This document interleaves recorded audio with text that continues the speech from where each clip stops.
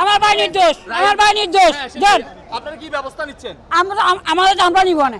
এমন ক্ষোভ আর অসন্তোষ স্বজনদের। দুর্নীতির মামলায় সাজার পর টেকনাফের সাবেক ওসি প্রদীপ কুমার দাস ও তার স্ত্রী চুমকি কারণে স্বজনরা ক্ষুব্ধ হয়ে ওঠেন। সঠিক বিচার পায়নি এমন বক্তব্য ছিল সবার। আদালত প্রাঙ্গণে ছিল তাদের ছোটাছুটি।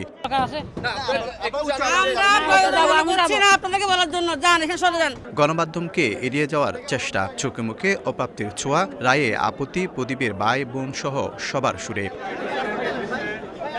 এর আগে রায়ের পর পুলিশি করা পাহারায় আদালত থেকে বের করা হয় ওসি প্রদীপকে। এ সময় তিনি জানান, কোনো অপরাধ করেননি, শুধু উপর মহলের নির্দেশে নিজের উপর অর্পিত দায়িত্ব পালন করেছেন। নিজেকে সম্পূর্ণ নির্দোষ দাবি করেন ওসি প্রদীপ। আমি সম্পূর্ণ নির্দোষ। আমাকে সিনা হত্যা মামলা যে রায় দেওয়া হয়েছে ওখানে আমি সম্পূর্ণ নির্দোষ। আপনারা তদন্ত করে দেখেন।